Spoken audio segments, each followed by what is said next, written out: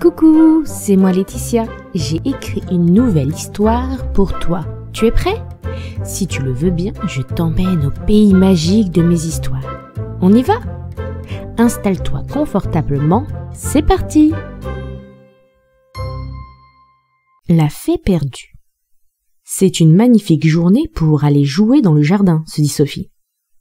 Elle adore profiter du jardin, ressentir le soleil chauffer sa peau, sentir l'odeur des fleurs que papa a plantées dans le jardin, écouter le chant des oiseaux et s'amuser à trouver de quel oiseau il s'agit, ou encore marcher à pieds nus dans le jardin et sentir l'herbe lui chatouiller les pieds. Oui, le jardin est décidément l'endroit où elle préfère passer son temps. Elle était donc allongée dans son jardin, à regarder les nuages et imaginer le dessin qu'ils pouvaient former, lorsqu'elle entendit un bruit. Oh, pas un bruit effrayant, non, plutôt comme une enfant qui pleurait. « Il y a quelqu'un ?» demanda Sophie. Le bruit disparut, mais la petite fille ne vit personne. « N'aie pas peur, je ne vais pas te faire de mal, on dirait que tu as besoin d'aide. » Elle entendit alors une petite voix lui répondre. « Je ne suis pas censée te parler. » Elle s'approcha des buissons et découvrit une fée. « Waouh, une fée !» s'exclama Sophie émerveillée. « Bonjour, je m'appelle Jade. »« Bonjour, moi c'est Sophie. Tu as un problème ?»« Oui, cette nuit je me suis éloignée de mes amis et je me suis perdue. Impossible de retrouver mon chemin dans toute cette jungle. » Sophie rit. « Tu parles de mon jardin ? Pour toi, il paraît peut-être petit, mais pour une petite fée comme moi, c'est très grand. Ma maman me dit toujours qu'il ne sert à rien de paniquer. Ensemble, nous allons trouver une solution. » Sophie réfléchit. « Comment fais-tu pour communiquer avec les autres fées normalement ? » Je secoue mes ailes et j'émets un son de clochette, mais j'ai essayé, elles doivent être trop loin, elles ne m'entendent pas.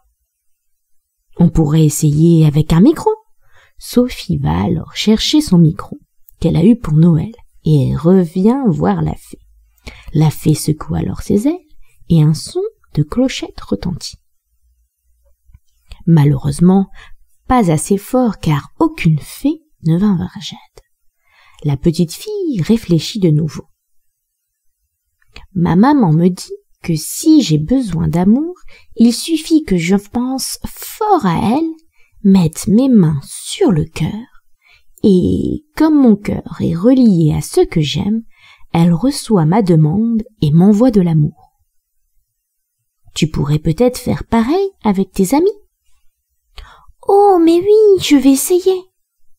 La petite fille prit une grande inspiration, se concentra sur ses amis, mit la main sur son cœur pour demander de l'aide à ses amis. Tout à coup, Sophie entendit comme des bourdonnements. Elle pensa à des abeilles, mais non, quand elle leva la tête, il y avait des dizaines de fées qui volaient dans son jardin. Elles avaient entendu la tristesse de leur amie et étaient venues la retrouver. « Merci beaucoup, » dit Jade à Sophie. « De rien, je suis heureuse qu'on ait trouvé une solution. » Heureuse d'avoir retrouvé ses amis, la fée se retourna vers Sophie et dit « Comme nous sommes amis maintenant, si tu as un problème, tu sais comment m'appeler. Il suffit de mettre ta main sur ton cœur, de penser à moi, et je viendrai te voir. À bientôt, Sophie !»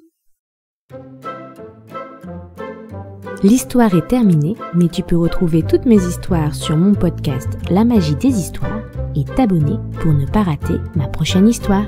À bientôt!